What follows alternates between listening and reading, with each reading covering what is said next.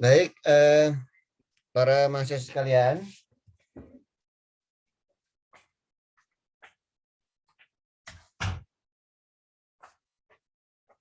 materi kita sudah memasuki pembahasan tentang hal-hal terkait pemikiran politik dalam konteks bentuk negara dan bentuk pemerintahan.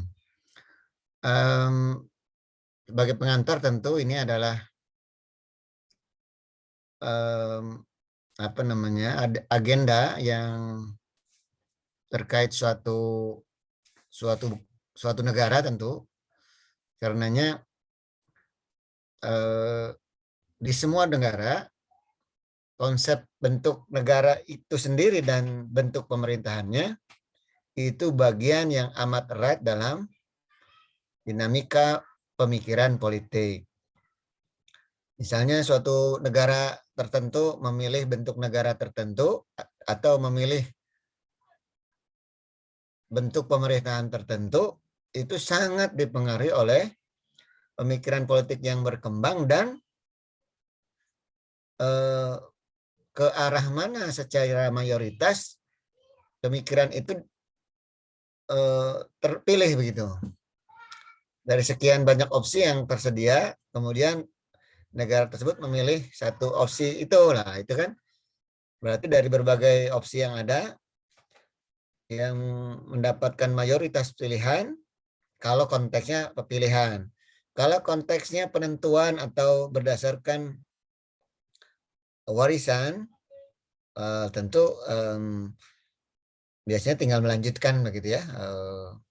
Karena itu sekali lagi opsi bentuk negara dan pemerintahan ini sangat erat kaitannya dalam proses dinamika suatu negara atau suatu bangsa. Karenanya maka termasuk Indonesia misalnya, kita harus memahami lebih banyak lebih lanjut terkait konteks ini.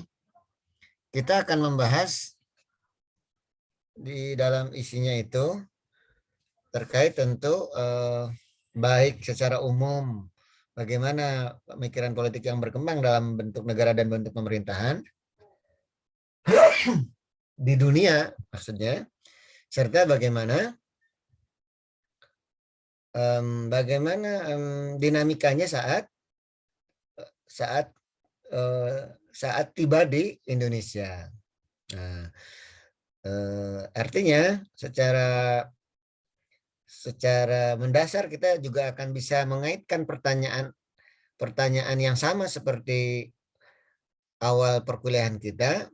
Apakah, jadi bukan cuma agama ya, apakah bentuk pemerintahan dan bentuk negara yang dianut Indonesia juga produk impor, juga produk global, yang berarti bukan model asli buah pikiran anak Indonesia begitu, putra Indonesia. Itu kan sangat mudah nanti kita akan bisa jawab ya.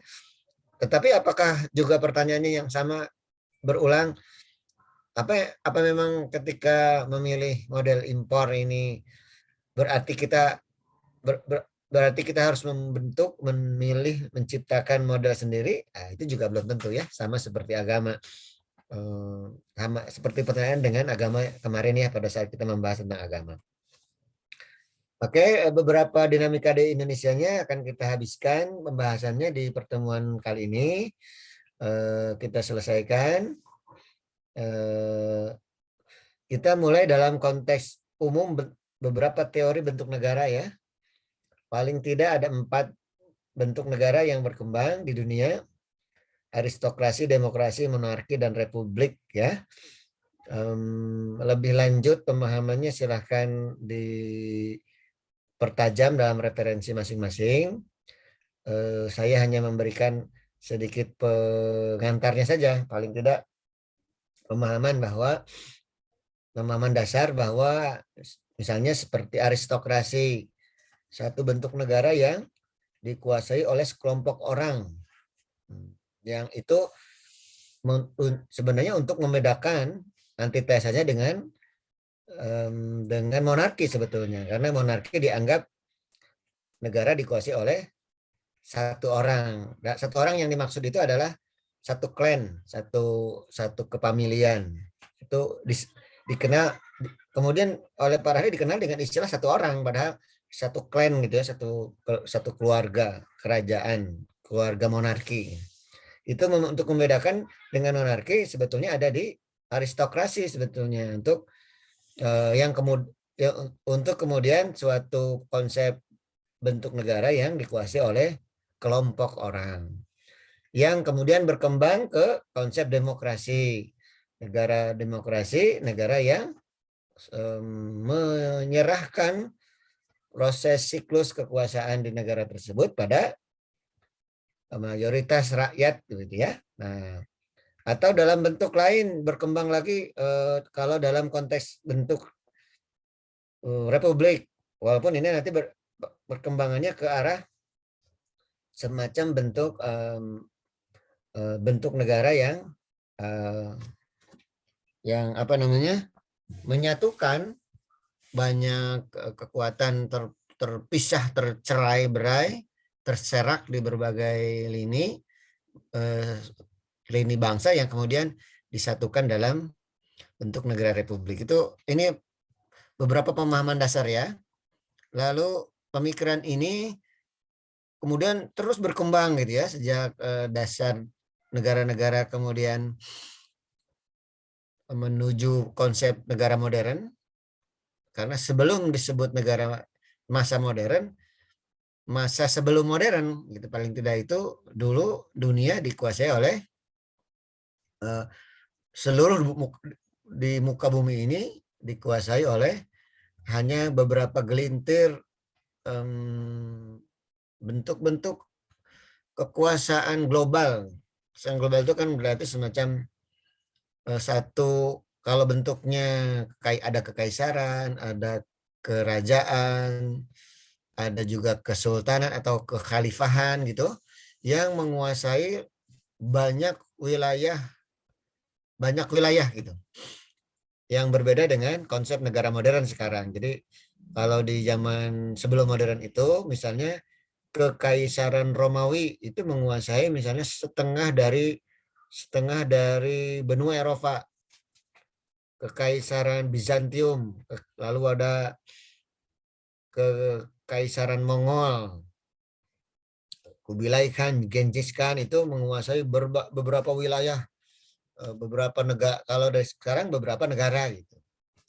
Kehilafahan Islam berkuasa di sepanjang daratan Asia Timur Tengah sampai ke daratan Eropa, Afrika gitu. Kabarnya bahkan sempat juga membawahi beberapa kesultanan di Asia Tenggara misalnya. Itu contoh-contoh konteks negara saat sebelum modern. Lalu kemudian setelah dunia menjadi siklus dunia berkembang ke arah modern, ya perkembangannya menjadi ada model negara kesatuan, negara federal, negara konfederasi. Nah, kita membatasi, meskipun silahkan kalau ada pemikiran di zaman sebelum modern yang kemudian perlu kita pahami, dan prinsipnya kan bagaimana kemudian penerapannya di era di lintas Indonesia, di lintas sejarah Indonesia maksudnya. Kalau ada kita kaitkan, kalau tidak ada kita fokus dulu. Saya hanya memberi beberapa bahan terkait masa modern ya. Yang ini ada tiga model bentuk negara: kesatuan, federasi, ada konfederasi. Pemahamannya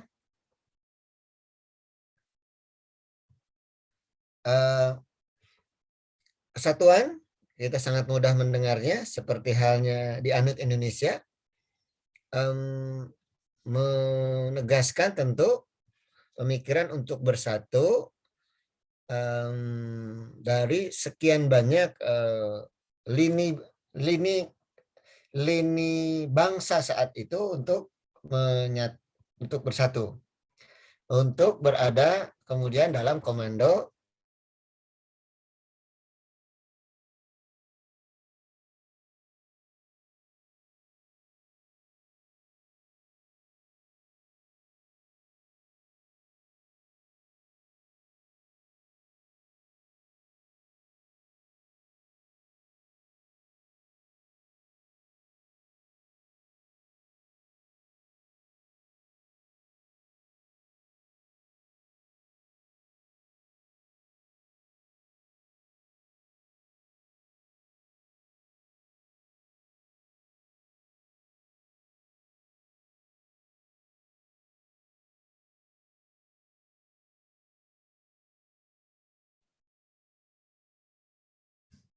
halo, halo, lanjut.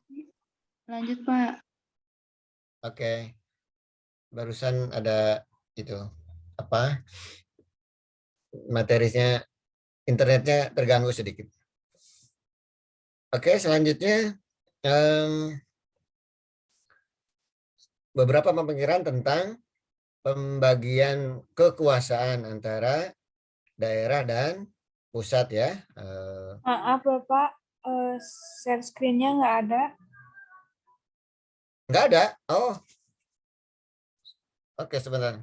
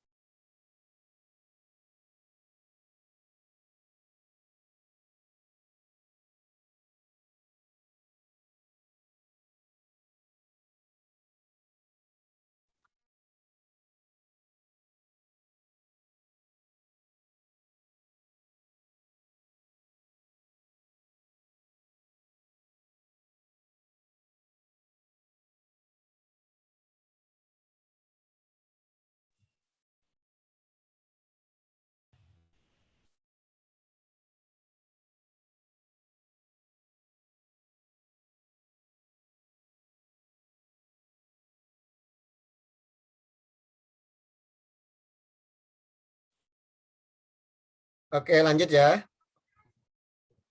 Halo. Baik, Bapak. Oke ya. Eh, ada kendala teknis ya, mudah-mudahan tidak berlanjut. Ini berikutnya adalah beberapa penjelasan teknis saja untuk membedakan antara pemerintah pusat dan daerah. Tidak saya pertajam lebih lanjut, ini bisa dipahami lebih lanjut ya. Itu tadi di model negara kesatuan. Selanjutnya di negara federasi itu apa namanya, hanya membedakan antara istilah antara kesatuan dan persatuan. Tadi perbedaannya ada di,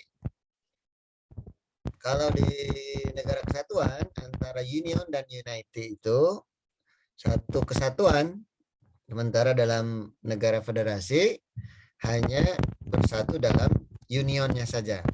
Yang ini pemahaman teknisnya ada di kewenangan-kewenangan teknis. Misalnya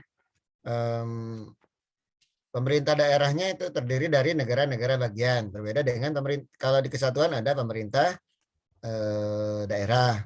Kalau di federasi ada kewenangan pemerintah daerah dalam hal ini negara bagian, itu juga memiliki kewenangan yang tidak dimiliki pada konteks pemerintah daerah. Itu saja umumnya. Tapi intinya adalah perbedaan hanya ada pada pembagian kekuasaan di internal negara tersebut. Nanti akan kita lihat bagaimana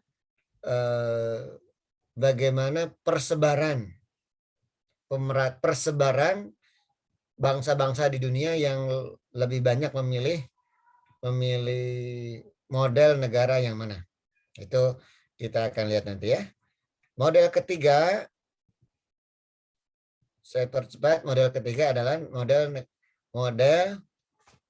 negara konfederasi. Nah, ini lebih unik lagi karena kalau negara federal itu hanya negara-negara bagian, kalau konfederasi malah negara-negara berdaulat yang membentuk diri dalam satu bentuk negara konfederasi namanya.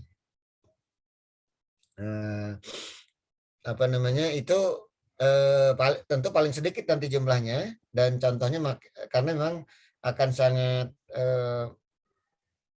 sangat membatasi diri ya, karena banyak beberapa negara berdaulat yang bersatu dalam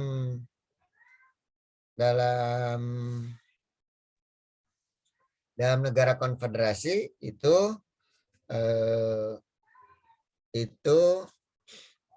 tidak banyak, karena memang banyak hal yang terbatasi, bahkan beberapa yang sudah terbentuk pun kemudian malah bubar ya, misalnya begitu ya. Kalau tadi persebaran pemerataannya, kalau negara-negara federal di dunia hanya sedikit sekali, jumlahnya hanya 24 negara federal ya. Ini data tahun 2012 saya dapatkan. Lalu itu jumlahnya sangat sedikit. Lalu ini contoh identifikasi dari 24 negara federal tersebut. Lalu berapa perbandingannya dengan jenis negara unitary, jenis negara kesatuan? Jumlahnya 148 negara dengan model kesatuan di dunia. Luar biasa banyak, karena paling banyak ya termasuk Indonesia ya memilih model negara kesatuan. Nah ini kenapa konfederasi itu sangat sedikit ya, contohnya ini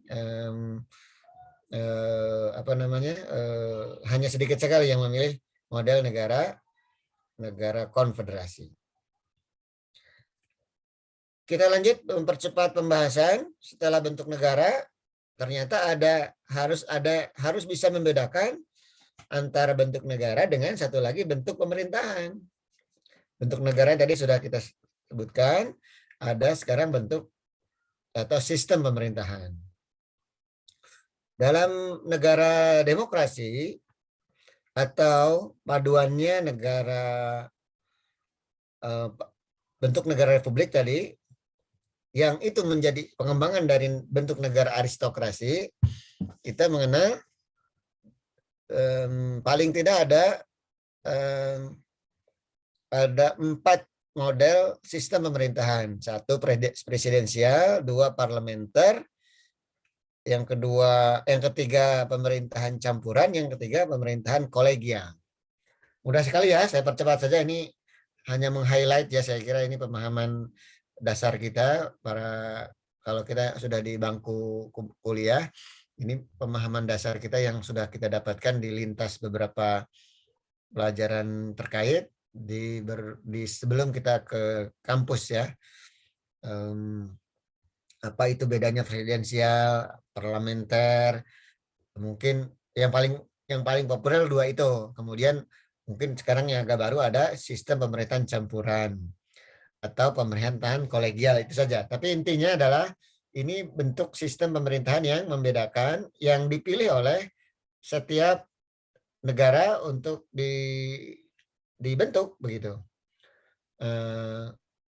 Ini secara umum saja ya, saya sekilas saja.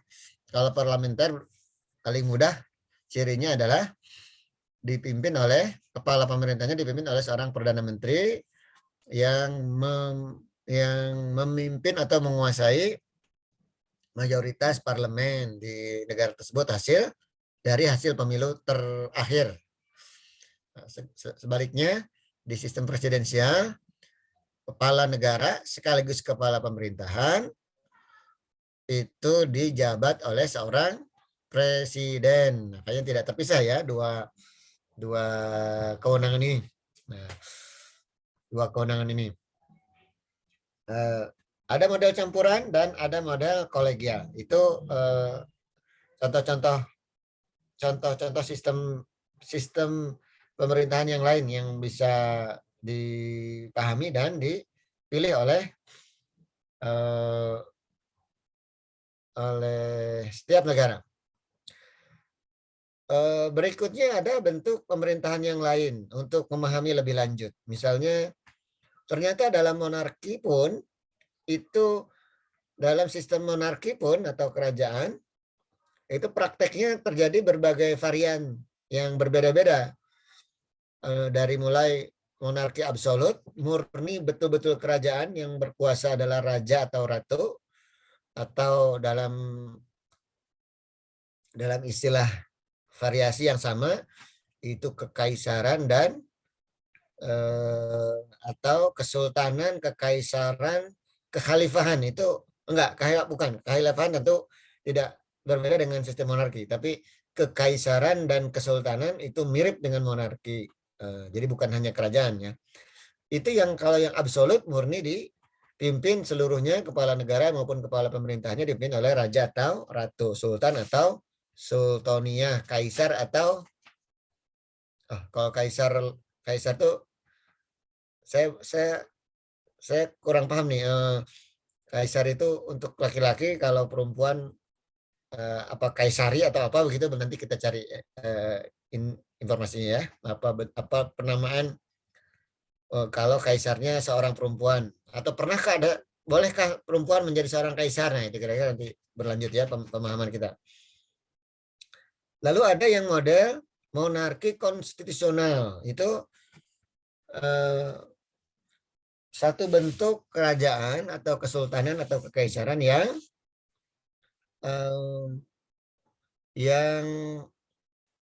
statuta pembentukannya itu berdasarkan undang-undang dasar. Nah, itu jadi dan itu bisa, misalnya Indonesia mau berubah menjadi negara monarki, itu undang-undang dasarnya di undang-undang dasarnya dirubah gitu. Kemudian menentukan, memilih bagaimana cara memilih sistem monarkinya. Itu namanya monarki konstitusional.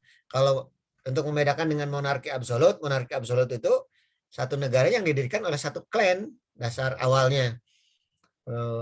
Kita nih boleh, salah seorang di antara kita tiba-tiba kita mau mendirikan kerajaan, boleh, asal memenuhi semua unsur yang dimaksud. Misalnya ya apa yang dimaksud ya banyak lah, nanti pembahasannya ke apa saja syarat-syarat membentuk kerajaan itu, artinya kita bisa membentuk siapapun gitu ya, sepanjang terpenuhi aspek-aspek proseduralnya. Kalau konstitusional itu disepakati bersama, bukan seorang atau suatu keluarga membentuk gitu, tapi disepakati oleh suatu negara. Ada model ketiga, monarki parlementer. Monarki parlementer itu kepala pemerintahannya pasti raja, ratu, sultan atau kaisar, tetapi kepala pemerintahannya tetap perdana menteri. Ini contohnya banyak ya. Paling gampang contohnya adalah Inggris, Jepang, itu monarki parlementer. Masih ada kekaisaran dan kerajaannya, tapi negara pemerintahan Inggris, pemerintahan Jepang dipimpin oleh seorang perdana menteri. Dalam bentuk republik pun begitu. Republik absolut, republik konstitusional, republik parlementer itu juga memiliki banyak varian. Ini contoh-contoh aja varian-varian bentuk-bentuk pemerintahan yang pada prakteknya itu memiliki banyak varian yang berbeda-beda. Kita nanti akan lebih fokus ke bagaimana dinamikanya di Indonesia ya, untuk mempersingkat pembahasan kita. Dalam konteks lain, bagian dari pemikiran politik adalah tentang hubungan horizontal dan hubungan vertikal. Dikenal dalam dua konteks, sistem presidensial dan parlementer, itu ditegaskan dalam bentuk pertanggungjawaban misalnya. Maka kalau sistem presidensial, pertanggungjawaban orang presiden itu kepada Majelis Permusyawaratan Rakyat di masing-masing dengan istilah masing-masing di negara masing-masing. Kira-kira begitu. Lalu sistem parlementer, Perdana Menteri nanti bertanggung jawab kepada, kalau di situ bentuknya ada kerajaan, maka dia akan melaporkan, dilantik, melaporkan, bertanggung jawab selain kepada rakyat juga kepada raja dan atau sejenisnya ya, raja, kepala pemerintahan yang ada di negara tersebut. Itu kalau ke atas. Kalau ke ini kira-kira pada sistem desentralisasi, ada sistem desentralisasi, dekonsentrasi, itu konteksnya pemikiran di mana ketika sentralisasi maka kekuasaan terpusat di pemerintah pusat. Pemerintah daerah hanya sangat terbatas kewenangannya. Sementara sebaliknya pada sistem desentralisasi, kewenangan pemerintah daerah itu diperbesar. Makanya disebut desentralisasi. Sama dengan dekonsentrasi itu untuk mengurai pembagian kewenangan khususnya dari pusat, itu mengurai agar tidak terpusat di pusat gitu. Ini sangat populer pemikiran politik ini saat Indonesia itu misalnya di rezim Orde Baru itu kan sangat sentralistik. Kemudian baru setelah Orde Reformasi berkembang menjadi desentralisasi dan dekonsentrasi. Nah, di sini kita sudah mulai masuk ke Indonesia. Pada konteks Indonesia paling tidak kita harus memahami paling mendasar, ini kita kaum akademisi harus sangat paham ini tentang ini, yaitu kalau kita selalu menyebut konstitusi negara Kesatuan Republik Indonesia, yaitu Undang-Undang Dasar 1945, sesungguhnya istilah Undang-Undang Dasar 1945 itu hanya istilah sekarang. Kenapa istilah? Karena pada bentuk yang terakhir berlaku sekarang, ini, itu sudah bukan lagi Undang-Undang Dasar tahun 1945. Karena sudah 4 kali mengalami amandemen. Tapi semua bangsa nyaris sepakat gitu untuk tetap menggunakan istilah Undang-Undang Dasar 45. Padahal isinya bukan 45 lagi, tapi karena sepakat ya paling tidak kalau dikaji dari analisa objektif ya, tentu inilah kesepakatan dalam kekeliruan sebetulnya. Kita sebetulnya sudah harus berani menyebut Undang-Undang Dasar terbaru, misalnya tahun 2002 terakhir dilaksanakan amandemen Undang-Undang Dasar, ya itulah Undang Dasar terakhir kita, harusnya amandemen 2002, harusnya berani begitu. Cuma karena ingin sepakat dalam perkeliruan dengan motif menjaga menjaga marwah atau menjaga kesaktian segala macam lah, boleh diksi-diksi yang dipilih, meskipun isinya enggak gitu, sekali lagi gitulah kira-kira. Nah, itu tentang istilahnya. Kemudian bagaimana isinya dalam konteks bentuk negara dan sistem pemerintahan.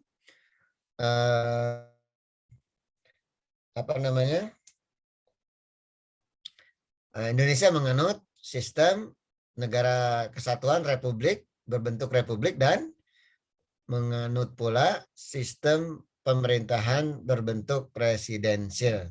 Tapi jangan lupa ternyata itu yang 45 dan kemudian terakhir kita gunakan. Meskipun di tengah-tengah kita harus jangan lupa bahwa Indonesia juga pernah menguji cobakan beberapa sistem pemerintahan yang lain di luar presidensial. Kita pernah memiliki kabinet parlementer, artinya itu sistem pemerintahnya pernah juga punya perdana menteri. Soal bentuk negara kita juga pernah kalau sekarang kita sebut semua adalah kesepakatan NKRI karena sebetulnya kita pernah memiliki negara Republik Indonesia Serikat. Kalau cerita serikat ini istilah lain dari atau istilah umum dari identifikasi negara berbentuk federasi. Jadi Indonesia pernah menjadi negara federasi, mirip dengan Amerika Serikat. Kita pernah menjadi RIS, Republik Indonesia Serikat. Ini contoh-contoh waktu RIS ini kita terbagi dalam beberapa negara bagian, gitu ya. Ini masih RIS dan kemudian Indonesia kembali ke negara kesatuan. Para mahasiswa sekalian, ternyata dalam lintas sejarah kita pun dipastikan tidak mulus ya. Hampir semua bangsa ada beberapa yang mulus. Hampir semua bangsa termasuk Indonesia, apalagi itu mengalami dinamika yang tidak mulus dalam hal kesatuan pembentukan negara Republik Indonesia ini. Itu kan diukur dari berapa potensi ancaman disintegrasi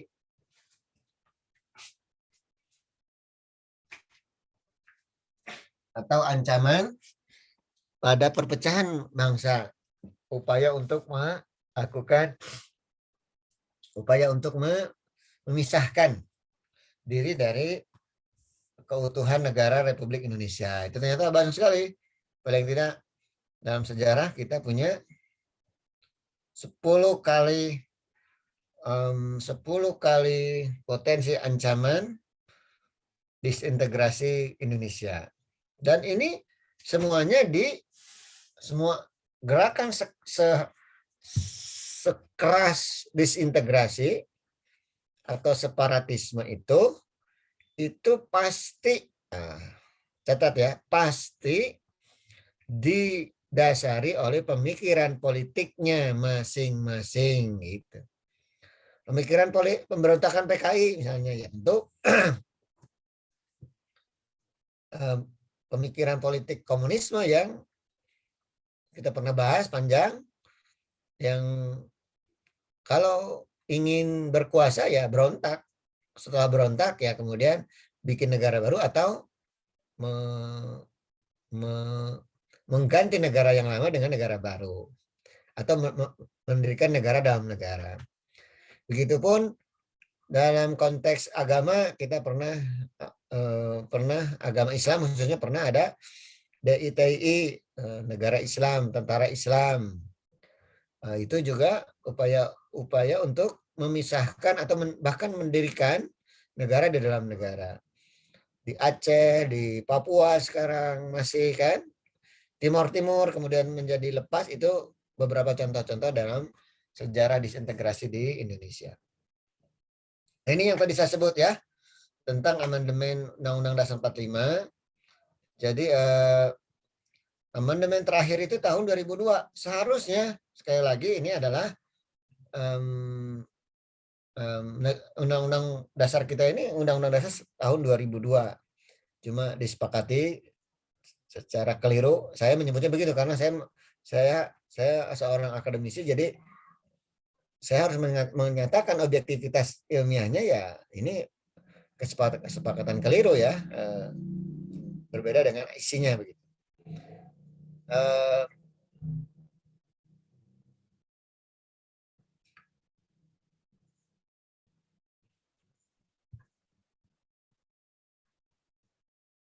Itu ya, semua materi kita terakhir tentang pemahaman tentang konstitusi atau undang-undang dasar yang sudah tidak lagi murni sebetulnya, dan Indonesia itu memang penuh kewaspadaan untuk tidak berani menyebut ketakutan. karena pernah kita membahas beberapa tahun yang lalu tentang Pancasila sebagai warisan. Bukan cuma Pancasila, ternyata konstitusi kita juga warisan, atau bangsa ini pun sesungguhnya warisan gitu. Ya, keberlangsungan bangsa ini itu, negara dan bangsa ini ya akan kita lihat akan ditentukan oleh generasi masa datang. Terserah generasi masa datang mau diapakan ini negara ini. Indonesia mau diapakan, termasuk Undang-Undang Dasar mau diapakan ya tergantung kalian generasi penerus di masa datang. Kalau mau dirubah Undang-Undang Dasarnya sangat mudah, emang sangat bisa dan boleh. Dan mungkin, bukan boleh, sangat bisa dan mungkin dirubah. Bentuk negara Indonesia berubah jadi federal, jadi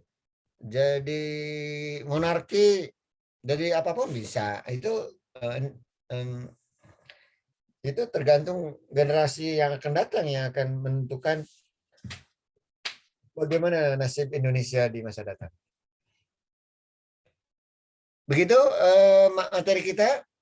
Seperti biasa, di sesi selanjutnya adalah diskusi kita. Mangga silahkan kalau ada. Dewi, Abdul, ya silakan. Pak, Rehan, mohon izin bertanya, Pak. Dewi ya, silakan Ya. Dewi. Tentang ancaman disintegrasi apa ya, kan sudah dijelaskan oleh Bapak gitu. Operasi Papua Merdeka itu sudah ada sejak tahun 1965 gitu. Nah, tapi sampai saat ini juga masih ada gitu, Pak. Contohnya beberapa kasus seperti warga-warga lokal yang diincar menjadi sasaran mereka.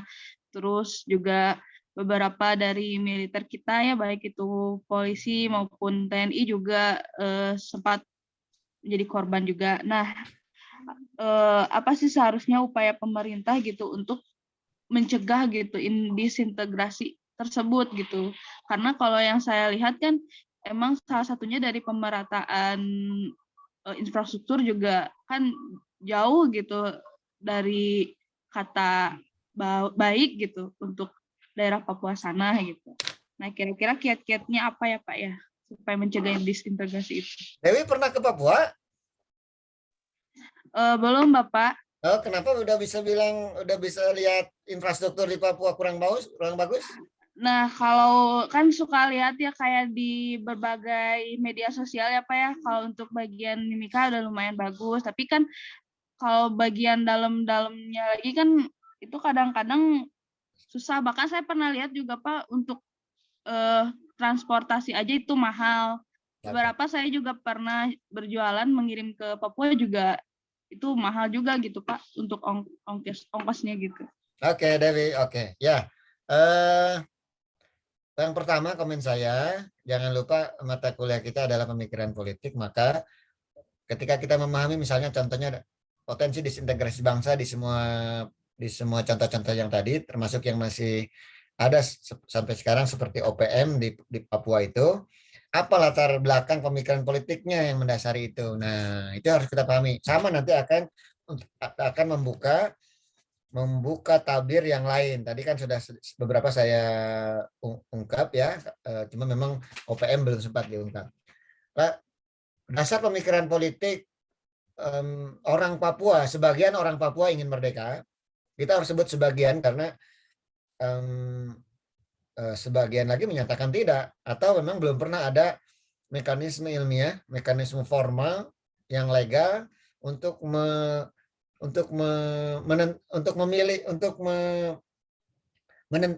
memetakan berapa banyak orang Papua yang setuju merdeka atau yang tidak setuju merdeka. Itu kan belum pernah ada, dan memang tidak akan sangat sulit dilakukan karena kalau cara legal namanya referendum atau pemilu khusus, yang itu pasti akan dihindari oleh Indonesia karena khawatir lebih banyak yang memilih merdeka, berarti kan pilihannya jadi merdeka. Atau paling tidak saya belum pernah melihat hasil satu survei. Lembaga survei ke Indonesia kan banyak. Pernah nggak, atau lembaga survei dunia luar yang mensurvei masyarakat Papua mana yang lebih banyak ingin merdeka dan tidak ingin merdeka. Saya juga belum pernah dapat reportnya. Kalau ada nanti kita akan lihat sama-sama. Sama-sama kita cari referensinya. Itu karena itu sementara kita sebut sebagian orang Papua yang ingin merdeka. Itu karena ini kategorinya disintegrasi separatisme, berarti pemisahan dari negara induk.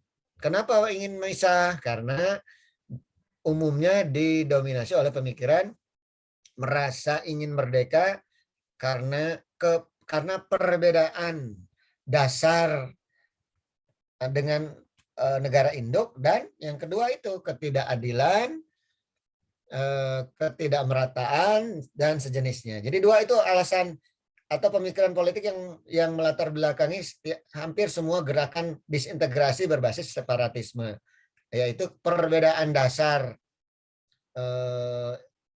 identitas dengan bangsa induk, dengan negara induk, dan atau ketidakadilan. Papua, misalnya orang Papua yang ingin merdeka itu klaim dengan alasan pertama itu sangat mudah, dan itu hampir sulit dibantah oleh kita orang Indonesia di luar Papua. Apa? Orang Papua tinggal menyebut kami beda dengan orang Indonesia, kami beda ras dengan orang Indonesia yang lain gitu. Maksudnya kami bukan orang Indonesia, kami orang Papua. Beda ras kami, beda. Lihat aja kulit kami segala macam gitu kan, ras ya. Ras itu kan kulit. Jadi dari sisi kebangsaan itu mereka menyebut mereka berbeda dengan kita. Itu yang sulit dibantah sebetulnya dengan kita. Hampir semua kecuali Papua seluruhnya sama, Kepulauan Nusantara itu semua sama kira-kira rasnya. Ya mulai agak berbeda sedikit, misalnya di Maluku, Ambon gitu, tapi sudah tetap dekat ke Indonesia. Tapi kalau Papua memang sangat berbeda. Jadi alasan itu yang mendasari mereka untuk kami ingin merdeka, kami bukan orang Indonesia gitu kira-kira. Yang kedua tadi yang juga yang dianalisa oleh Dewi tentang terjadinya ketidakadilan di sana yang terkait dengan lambatnya pembangunan. Meskipun soal yang kedua ini selalu dibantah oleh pemerintah pusat.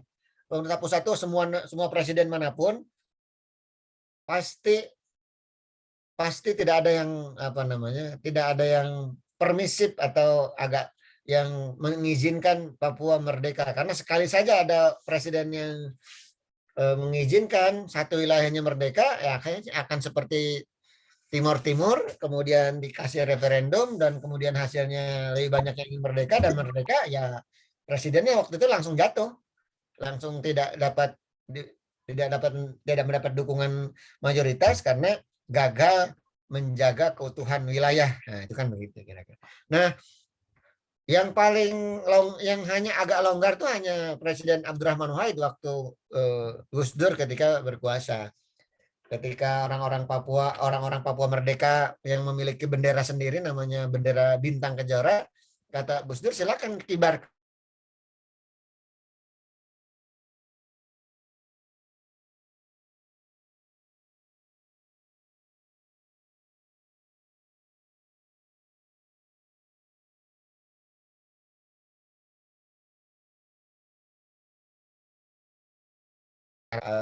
Represif dengan pendekatan.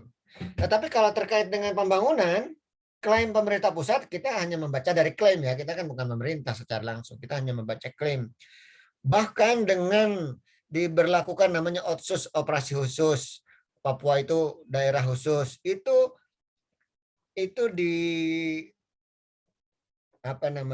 otsus ini didukung dengan penggelontoran luar biasa besarnya anggaran pembangunan ke Papua.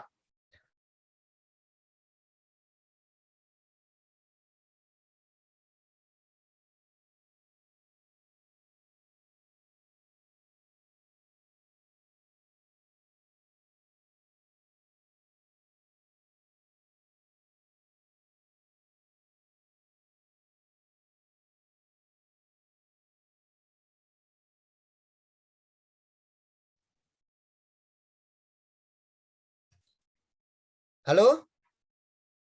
Iya, Bapak. Iya, Bapak tadi suara Bapak hilang-hilang. Oh hilang ya, aduh. Udah deh, saya kebanyakan nih tentang Dewi. Aduh saya kalau kalau jawab malah pengen kemana-mana, pengen lengkap gitu ya. Jangan-jangan waktunya habis. Udah deh, tentang Dewi gitu ya. Intinya kalau apa yang latar belakangnya itu penting untuk kita pahami di mata kuliah ini, apa latar belakang politiknya. Yang kedua kan tadi pertanyaannya bagaimana cara mencegahnya ya. Cara mencegahnya ya bukan cuma Papua, yang lain di wilayah yang lain ya paling tidak keadilan harus ditegakkan. Keadaan itu pemerataan pembangunan, jangan ada anak tiri atau anak emas atau bagaimana, semua harus merata lah ya di semua wilayah Indonesia. Itu pemerintah manapun, presiden manapun harus melakukan itu harusnya. Begitu ya Dewi. Baik Bapak, terima kasih Pak. Ada lagi yang lain? Saya bersyukur kalau nggak ada. Kalau ada tapi boleh silakan. Ada? Kalau ada, oke. Kalau nggak ada nggak apa-apa, bagus. Kita tutup aja. Tapi bukan berarti diskusinya tertutup ya. Silakan dilanjut saja di grup ya. Kita sama-sama mau lihat itu tuh udah 30 menit timnas. Ini kan bagian dari Timnas, Pak. Jadi kita cukupkan ya kuliahnya ya. Baik Bapak. Baik, Bapak. Oke, dicukupkan di forum ini, tapi kita lanjut boleh di forum lain. Para mahasiswa sekalian, saya tutup perkuliahan kita sore ini. Terima kasih atas kehadiran semuanya. Terima kasih Nyimas atau Abdul atau siapa yang memfasilitasi perkuliahan kita. Seperti biasa difotokan, dikirim ke grup, dan semua jangan lupa absen. Insya Allah kita jumpa kembali di tahun depan. Tanggal 2 ya, kalau Senin itu tanggal 2 Januari. Mangga saya tunggu komunikasi aja dengan Nyimas biasanya. Apakah kita akan kuliah atau kita bagaimana, nanti akan kita ikuti perkembangan waktu berikutnya. Saya akhiri pertemuan sore ini. Mohon maaf. Assalamualaikum warahmatullahi wabarakatuh. Waalaikumsalam warahmatullahi wabarakatuh.